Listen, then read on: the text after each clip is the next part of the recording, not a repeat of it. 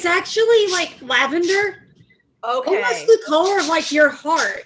But it shows up pink. Like I go to the Angels 14 meetings with Jeffrey Knight sometimes, and I'll get on the camera and they're like, "Your room's pink." I'm like, I swear it's not pink. This room was actually my oldest daughter's old bedroom before we moved her. We've actually got a finished attic, and that's her bedroom now because she's 15. She needed more space, so we moved her up there. But this is the color she chose. And it's not necessarily what I would have chosen, but it had also only been this color for like a year. And it's like, yeah, I'm not painting that again. Okay. No, you've got enough projects going on. I think does Daryn get technically challenged? Sometimes I think, yeah. I mean that with the love that a sister could love her, but she was trying to come an hour ago. Yeah, I got that message and I was like, wait, did I miss something? I was like, I swear it was 12:15. I kept doing the hour I was like, no, 11, 10, 11, 12, 1. I'm like, come on. Yeah, I know. And I'll have people message me and they're like, okay, well, I'm in, somewhere in the UK. What time would be better for you? I'm like, I can't do that math. I'm like, I need a world clock. The US. Yeah. Well, the guy that helps me, like I feel so like snobby being like, oh, I have a virtual assistant. But the guy that helps me with some of my stuff behind the scenes lives in the UK and I adore him, but he's 7 hours ahead. And so it's great if I know what I want to do because he's like ahead of me. But when I'm behind, which I always am, I'm always like, I miss a day because I can't get my. So yeah, absolutely. Look what I'm wearing. Oh, yay. Mine's in the washer. Oh, I love it. It fits really well. And yeah, I like how it lays. It's really awesome. I had an email this morning, the one I got my mom shipped. So she's going to be excited.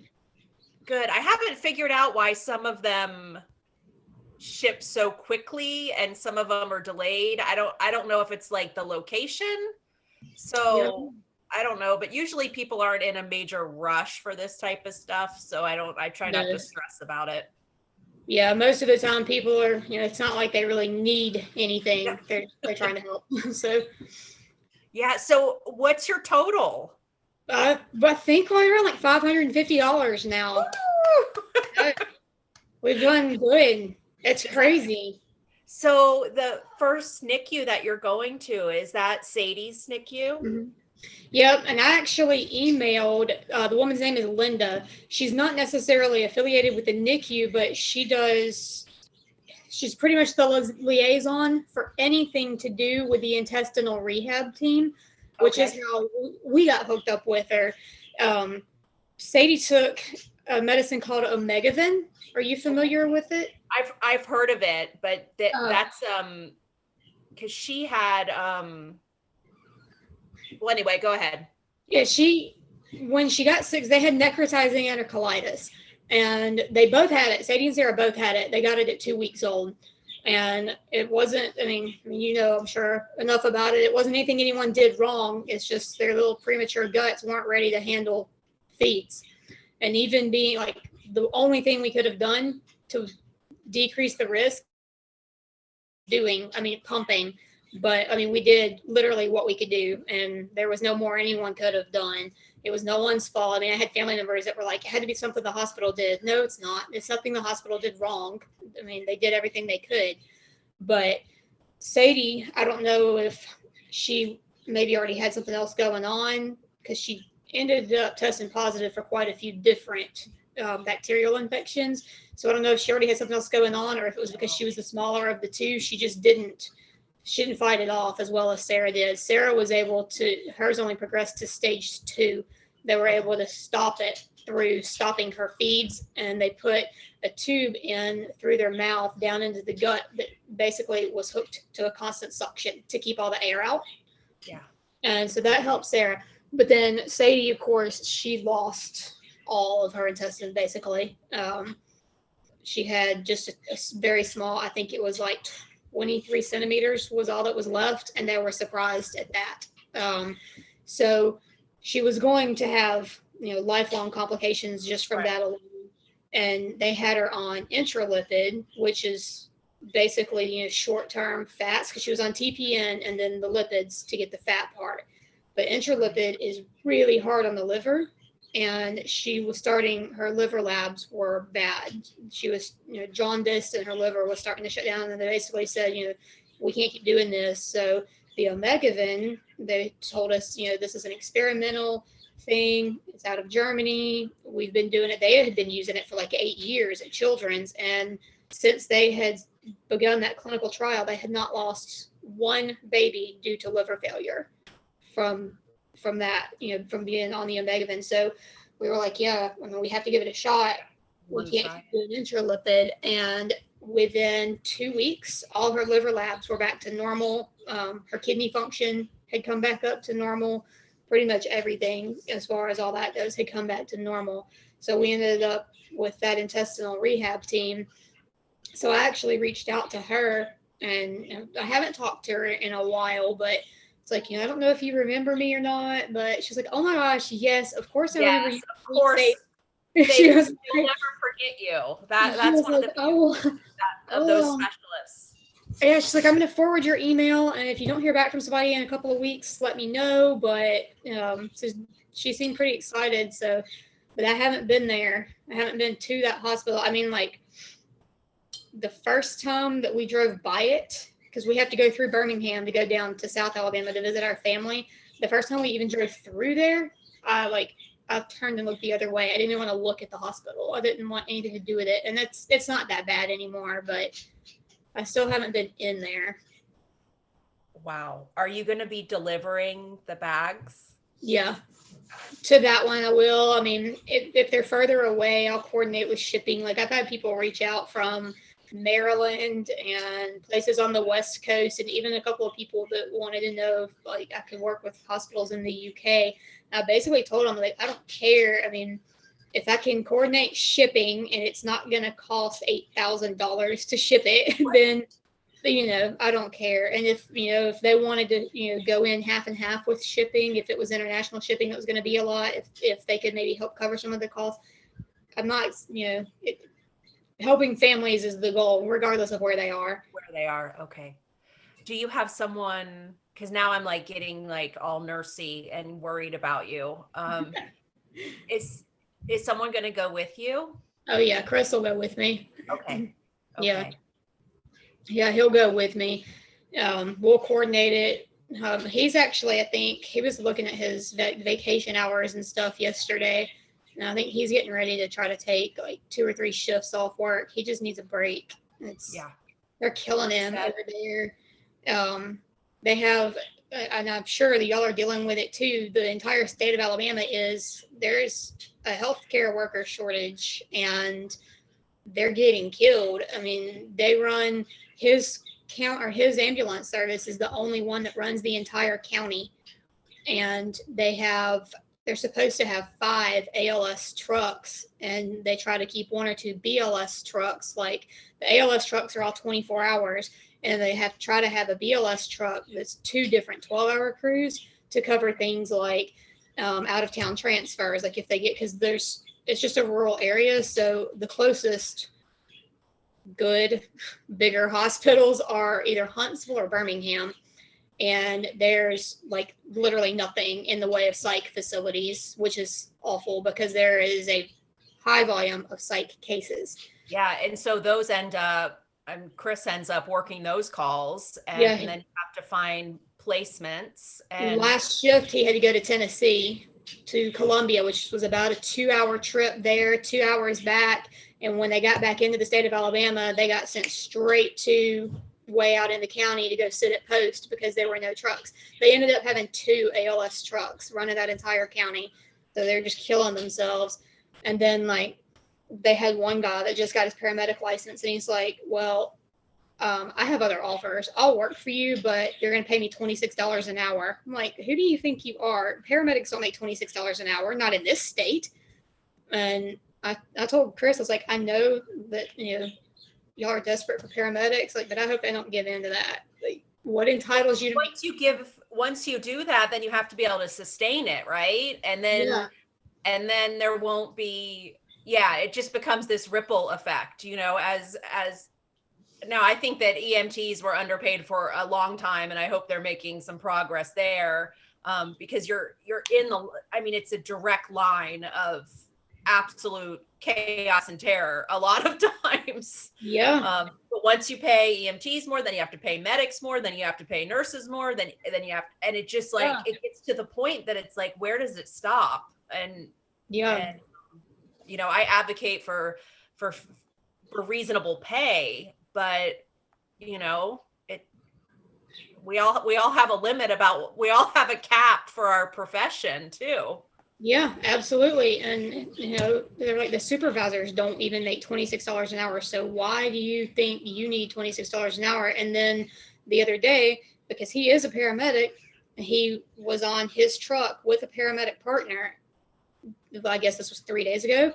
And that was going to be his last shift with that paramedic. And then they were going to break those two apart and put him on his own truck as a paramedic. He's got his license. He's been through all of his clinicals. He's good to go. And he was like, no, I'm not going to. Because they needed him. They're like, we have 2 paramedic trucks. You've got 2 paramedics. We have EMTs that will come in. We need you to get on a different truck so that Michelle, his partner, can get on the truck with an EMT and we can put up another truck. And he's like, well, I don't want to do that. And I haven't actually agreed to work here as a paramedic yet. And I'm like, it would have been all I could do to say, well, then there's the door. You know where it's at. Go. Oh, I don't think he would have said that to you, Amanda. Let me message Daryn and find out if she's lost in Zoom world. Yeah, I hope she's not hanging out with somebody else. She might be, because she said we're here. Where are you? Yeah, I don't know. And I don't. You aren't here. I don't know. I haven't gotten another message. She's having a grand time with somebody. Is she Right. here? Like, that is funny. Goodness. oh, Yeah. man. So have you looked into, while we try to find our missing, we can't very well be the angels here if we're down one. She sent me a question mark. Oh, bless her heart. I used the link from this thread and it was fine. I know. I don't have anyone. I'm trying to see if I have anyone waiting or. No, it's. Oh, here she is. Oh, yay. We found you, Daryn.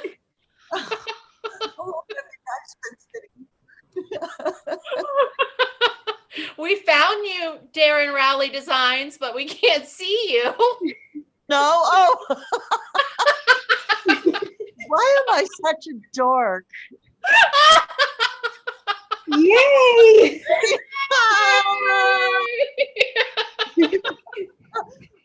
Where were you? You were somewhere. I don't know where I am. Every time I do this, it seems like it's different. And how long have you been here? Hello. I've been here a long time, waiting. No, we were talking shop, weren't we now?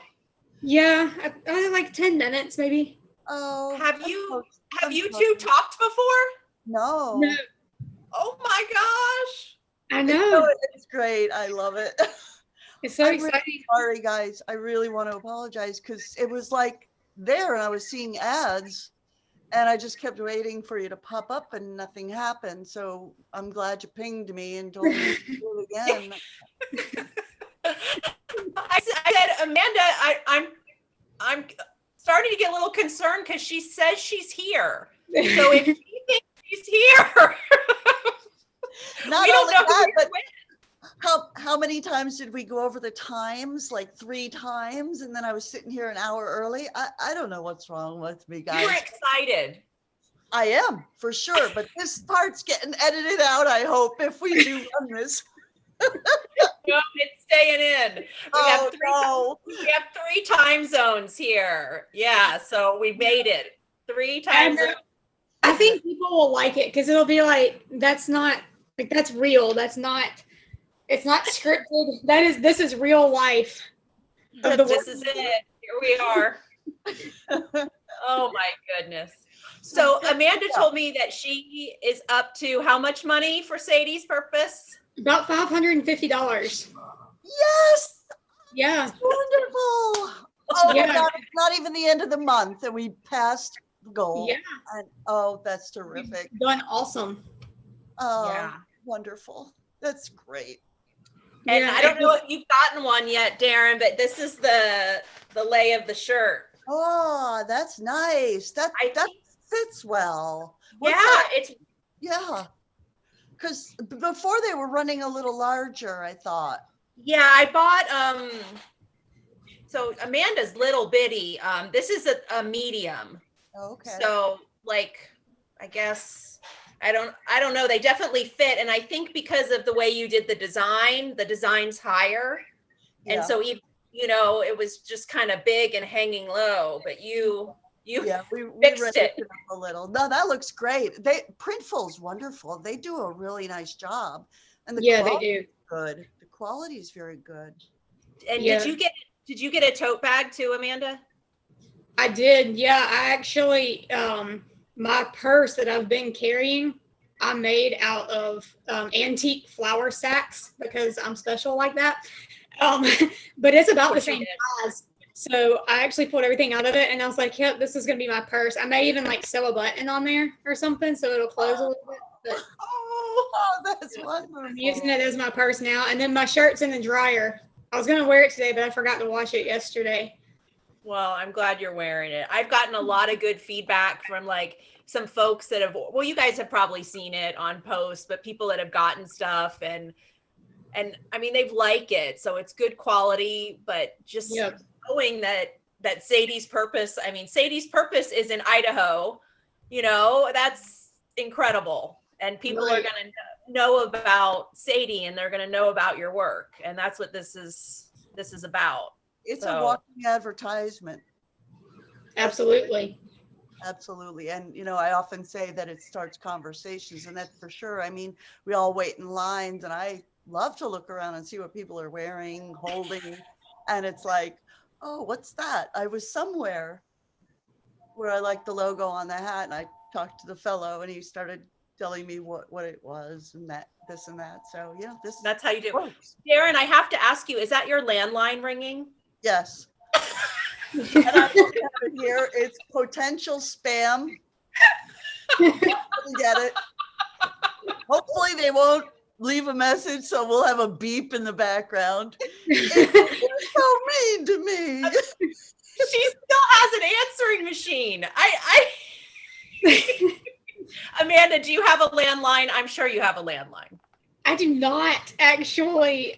I have not had one. We had one when we moved into this house, and then we kept getting phone calls for the previous owner because we didn't change the number, because this house it has always been in the family. So we didn't change the phone number when we moved in, but then we kept getting phone calls, and because she was an elderly lady, all the phone calls were like Medicare and AARP, all this stuff. So that, and she was like, which is a great thing, obviously, but she donated to literally, I think everyone she donated to. So we got lots of phone calls about that, but she was also one of those that would donate to things that were not so legitimate. So we changed the number, and then I want to say we had the landline until right around the time Sadie passed away, maybe, and then we got rid of it, and we haven't gotten another one since. But do you remember Christmas Day, the bombing in Nashville that shut AT&T down? Yeah. Yeah. So we had AT&T, and for 4 days, we had no phone, nothing. Because we have our cell phones, and it's AT&T. We had nothing. I couldn't get in touch with anyone. So we keep saying we need to get another landline, because if you had landlines, it worked. It was just the mobile service that was affected. So see, look, and Daryn's over there nodding her head saying You were not shut off from the rest of the world. Hey, look, it's solicitors and it's my mom, and I don't want to miss a phone call from my mom, so I'm keeping it for a while. Hey, I understand that. I don't want to miss a phone call from my mom either. I drop everything when my mom calls, just like I did when I was 15. You got Really? it, or you pay for it in my house. Right. She called me the other day and she was like, "Hey, are you busy?" I'm like, "No, not really." And she was like, "Well, what kind of mop do you have?" I was like, "What?" And she was like, "Don't you have one of those electric all-in-one vacuum mop things?" I'm like, "Yes." She's like, "Well, I'm in Home Depot and I'm looking at this one," and she's like reading details off the box. She's like, "Does that sound like a good one because it's on sale?" Like, "Yeah, that probably sounds like a good one." And she was like, "Okay, well, I'll let you go. I'm gonna get that one." And then, like, when she got home, she took it out of the box and built it and took a picture of it and sent me the picture. And she's like taking it for a test drive. Oh, that's so cute. I love that. That's like really sharing the small parts of life. Yeah. Oh, yeah. Do you talk with your mom daily, Daryn? Not daily, because there's a whole bunch of us who call her. So, I let it go a couple days, but I just saw her yesterday. I had to bring her some places, and it's just so lovely. She doesn't have her license anymore. And so we're all stepping it up for that. I mean, my mom's 90 years old. Wow. Yep. And she looked so great yesterday, and I kept telling her, and she said, I slept well. And, she has her little problems, but for the most part, she keeps up on her doctors. She listens to, their advice and takes all the meds that she has. She's having a little difficulty with water pills right now. How to, be in the right place at the right time when nature calls. But Yeah, that's one of the. I mean, she looks great for her age, and I am just so grateful to have her, but yeah, I mean, that is getting old. So the phone calls and the checkups are getting more and more frequent just to make sure. Absolutely. My youngest brother lives with her, which we're all grateful for. Oh, I was going to ask that if one of the siblings lived with mom. Yeah, he does. And that's good. He's all on the bottom floor. And, but he works. So during the day, we just check up because she still thinks she can do things she shouldn't be trying to do. And, I mean, you don't make it to 90 by giving up and thinking that. Right. And she's got it all up here. So she's like, "Oh, yeah, I need something in that cupboard. Let me get the step stool." Oh, God. No. Well, Amanda, you're young. Amanda's a youngin' here. So your mom's how old's your mama? My mom is 60. Oh, are you allowed to say that? I'm sorry. No, she's 62. She won't care. She's proud of her age. And she looks great for her age too. And she doesn't really have any health concerns. She had breast cancer in 2008, but they caught it really early, and awesome. They did a lumpectomy and I think 8 weeks of targeted radiation, and she was able to avoid chemo and has had clean bill of health ever since. How long ago was that? 2008. Okay, so she's past the 10-year mark. Yeah. Pretty much in the fantastic. Yeah, yes. My older sister had a bout with breast cancer. It sounds like a similar situation, and she had it in her 40s, but she's well past it and clean bill of health. I'll have to tell you guys privately, my age sometime, but I'm not saying it. I noticed I didn't ask. All I did was say Amanda's young. I just left it at that. No, I actually, I turned 36 in April. I don't mind sharing my age. I didn't either when I was 36. I know far from it. I've had connections on here that are like, "Oh, you're a baby," and like I don't know if y'all are connected with Shika or not, but like she sent me a message, and she was like, "It's so great to see someone on LinkedIn that's also my age," and I was like, "I don't know, she looks really young."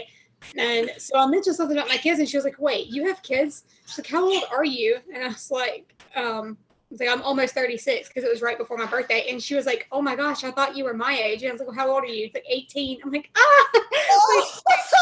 If you think I might look anywhere near 18, I'll take it because no. If you told me that, I'd believe it. I was like, that's sweet, but no. No, it's all, yeah, it's your voice does it too. I don't know what it is about Southern. That's true. Love that twang. Yeah. Yeah. Did you notice Amanda's wall color? She said it's not that it's kind of actually the color of the cool heart that you designed for me. I've renamed that. Can you see the poster over there in the corner? Oh, that's your poster. And it all coordinates. I know. I've seen that wall color before, and I think I said to you one time. You mentioned it then. It goes. That's awesome. Yeah, and all that behind me, that's all my spools of thread and ribbon and all my craft stuff that I no longer have time to use. My goodness. No. So, Daryn, before you got here, we were talking that Amanda now has the funds to make her first delivery to a NICU. And she is going back to, for the first time, she's going back to Sadie's NICU with her husband, Chris, for that delivery. So we had talked about that before you got on, but because you've been with this since the beginning as well, like, I just wanted you to know that not only is Sadie making a difference and Amanda's making a difference, but this kind of marketing, if you will, push fundraising is going to get this delivery done, I think. So yeah, absolutely. I was telling Amy, I've already reached out to the lady that I was in contact with the most. She was our point of contact for everything that had to do with Sadie, and I've already reached out to her, and she's going to kind of get my email forwarded to the family coordinator. I know there's no way the lady that was the family coordinator in the NICU is still there. She was getting ready to have a retirement party when we left the NICU. So she's not still there. So I don't know who took her spot. So she's going to put me in touch with those people so that we can kind of figure out, where to go, where to meet, stuff like that. That's so wonderful. And that's going to be local to you? It's about 2.5 hours. 2.5 hours. Because as this takes off and awareness grows around it, I may have mentioned this to you once before. I mean, Danbury Hospital, where I live, is a very big hospital on the East Coast, and I know people that used to work in the NICU. And even if I don't have connections there now, as you grow and when you're ready, you let me know, because why not plant seeds in the Northeast and the West, all over the place? I mean, we're doing it with the t-shirts and the totes now, but we could take that extra step, because it's just a beautiful thing you're doing for these families, and you know how much it's going to mean. I mean, what kinds of stuff do you put in it? Like little coloring pages for that's what I wanted to know too. Like, tell us about a sample bag.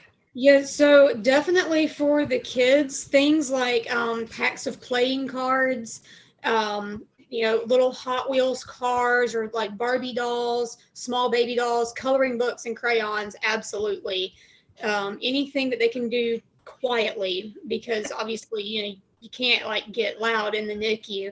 But then for adults, books, notepads and pens, because I mean, like all the things like I know working in healthcare, but the doctors come in and they throw all these things at you, and you're scrambling to try to remember all these things. And so, you want to write stuff down.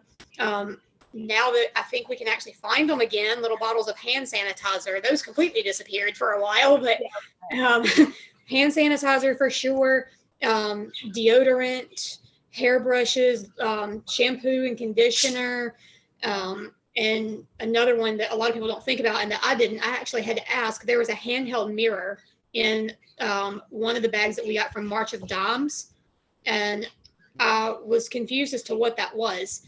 And I asked the nurse, and she said it's so when you're doing the skin-to-skin kangaroo care, you can hold the mirror and see the baby's face. And it's like, oh, wow, that's, really cool. And I didn't know, because I'm like, there's a mirror in the bathroom. Why do we have handheld mirrors? I didn't understand why. And so when you're doing that skin to skin care, you can hold the mirror and be able to see your baby's face. Oh, So that's wonderful, beautiful. stuff like that for sure. But I mean, like they called my phone at like 2:00 in the morning, and I answered it. And obviously, if they're calling at 2:00 in the morning, before you answer it, you know something's wrong. And so it's like, okay, I don't know, what's wrong, what something is. And they're like, well, you need to think about maybe coming over here. Sadie's not doing well. We transferred her back up to the NICU because she'd been put in a step down room. And we transferred her back to the NICU in case she needs to be intubated. And then by 6:00, they called back to say she had been intubated, and they were sending her across the street to Children's, to their NICU, because they have surgical capabilities. And they thought they were going to have to do an exploratory surgery, but she wasn't stable enough. Like what they did, what ultimately probably saved her, they put a pen drain in at her bedside. Just had to cut into her abdomen and put just a plastic tube in to vent because of all the gas and stuff that had built up inside of her abdomen. So they did that at the bedside because that was the only thing the surgeon felt that she would survive. He said, like, her blood pressure at one point was less than 20 systolic. And the only thing that sustained her was dopamine. She was on a very, very heavy dopamine drip. And so he did all that. But like we left out of here, and I mean, no deodorant, no shampoo, no conditioner, no clean clothes, nothing. And we're pretty well, okay, we're here until she stabilizes or until she passes away. And now we have to, figure all this out. So you go down to the hospital gift shop and a little travel size stick of deodorant is $7. Well, I can go over to Dollar Tree with the donations that we're getting and buy full-size sticks of deodorant for $1 and actually, provide these people with something, and then they don't have to worry about it. It's like, oh, I need a shower. Well, this bag is right here and there's stuff in it. I don't have to leave the room. I don't have to go to the gift shop. I don't have to spend the money that I don't have. Another thing we really want to do is coordinate with the restaurants that are in the area, local to the hospitals. If you've got a hospital in a downtown area or somewhere with a lot of restaurants, and find out how we could go about, like if they offer discounted gift cards where we could purchase, $25 gift cards and add those to the bags as well, so parents can get out and get something to eat. Because I mean, obviously you have to eat, but you have to get out of that room. You have to get out. Otherwise you go crazy. I mean, you get to the point where you can't even tell night from day anymore. You've got to get out of there and go outside and reclaim your sanity for just a minute. Yeah. And when you said that, I was like, by the loving way that you're giving them this stuff, having a gift card in there to me is almost, just having been a NICU mom, like permission to do that because they're afraid to leave. Yeah. And getting that from someone who's running a nonprofit for them, I think is almost like saying, you're okay to go for a little bit. And that is a gift. So, I mean, I hope restaurants jump on it, and I believe they will. I really believe that they will. They should be just given to you. There's so many, like, there were several restaurants. McAllister's Deli was one. Moe's Southwestern Grill was one. There's a Chick-fil-A down there. Most of those places, they actually, if they even see hospital wristbands on people, they'll give them a discount just because they know. I mean, and the business they're doing, like down there in downtown Birmingham, yeah, you have UAB Hospital, you have Children's of Alabama, but the University of Alabama in Birmingham is there. So you've got the whole university. I mean, you'd go in there, there is not a time of day that there's not lines out the door from open to close between medical staff and all the other businesses and stuff. I mean, they're doing so much business, and that, 10% off or whatever, it's just a small gesture, but it matters a lot to people that are, struggling. And, there's not a refrigerator in the room. I mean, there is, but it's for like medication and breast milk. Yeah, it's It's not for your lunch. across the front of it. Right. And so, you Amanda, can't. is that a bird? Yes. Can you see them? They haven't shut up all day. They're so loud. They're parakeets. And I don't know. They've been fighting today. They're both female, but it's like the time of year where they would typically lay eggs. And I don't know. It's like they think that's what they should be doing, I guess. I don't know. But they're so loud. And like on the meeting this morning, the meeting that I was at this morning, like this guy was, he's starting a platform for nonprofits, and he was interested in like telling me about it or whatever, but it was more of like a business meeting. And they're over there, so like off camera, I'm snapping at them, and I'm like, they're birds. They're not going to respond to that. You can snap at a dog, but see, she's just, I'm going to have to move them, I think. Now that it was okay when all I did in here was sew. But now that this is actually a place of business, they're so loud. But I can't put them anywhere in the main part of the house because the cat jumps at them. I'm surprised they haven't woken up my cat, because she's a 20-year-old cat, and if she's not sleeping, she wants something, and she's sleeping soundly, but boy, she's gotten loud. She can. Does she walk around? Oh, so loud. And she was a quiet cat all her life, but now that she's just a little bit disoriented, it's like, I'm awake. I must want something to eat, or I must drink more water, or you must freshen this up. It's funny. But, she's been around a long time, so we jump. So we're going to have to wrap up, ladies, but I want to know what you think our next, because I just picked a number. I set $500 as a goal, because I thought that would be enough to do at least one NICU. Yeah. So now that we've passed that, and I'll set some ridiculous goals. So what do you think is a reasonable goal? I think that we can get more money for Sadie's purpose by the end of the month. What should our goal be? Well, are you going to dye your hair teal if we meet it? Yeah, because the other stuff came out already. So I'll do what I do for Sadie. We could split that difference and make it like $750. Take the 500, split it in half. You think we can do it? I think we can do it. Okay. I like you. You're conservative, Amanda. I was gonna go 1,000 easy. Too. But it's not fun not to meet goals. So I want to be reasonable.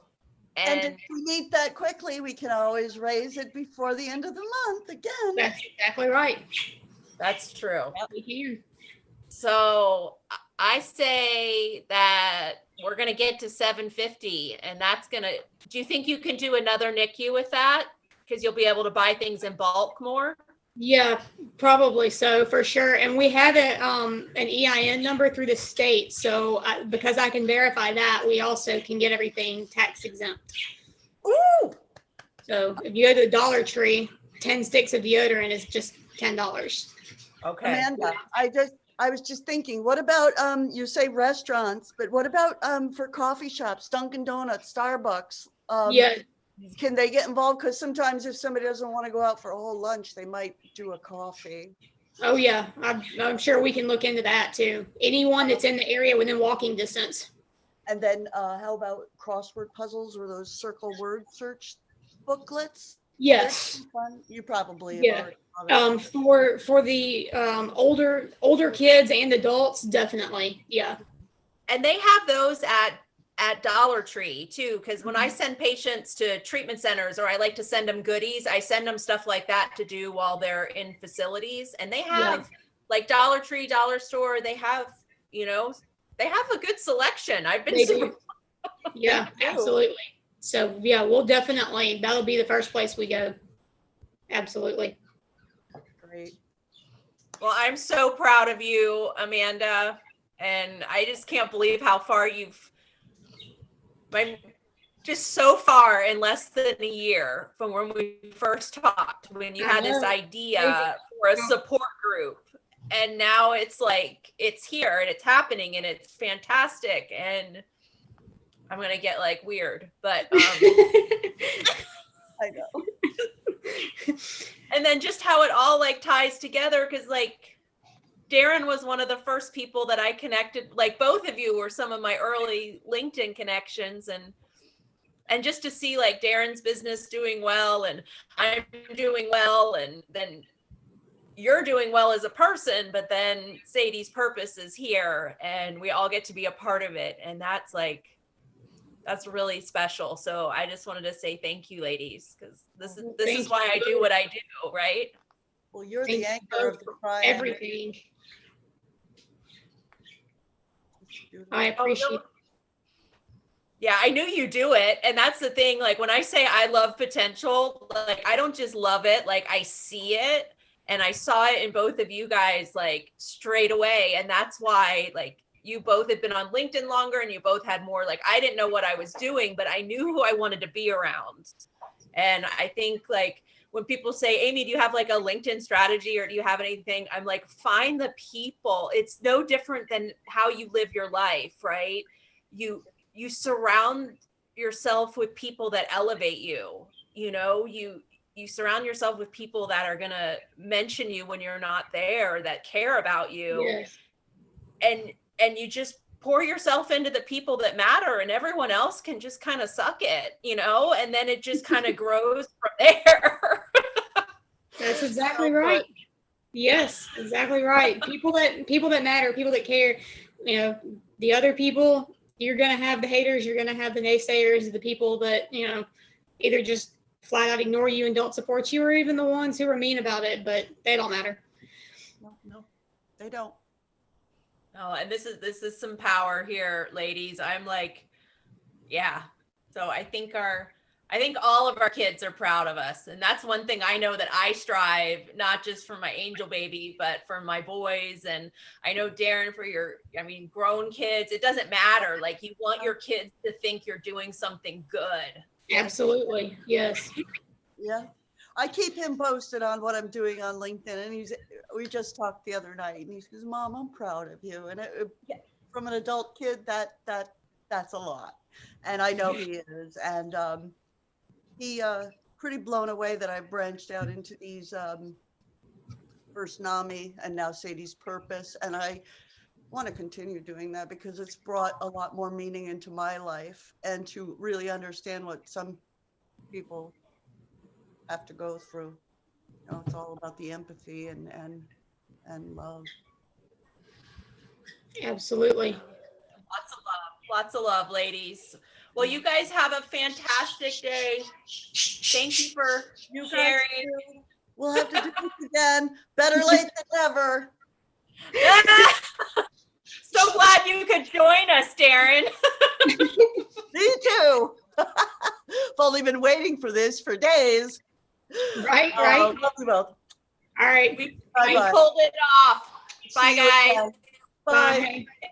Bye.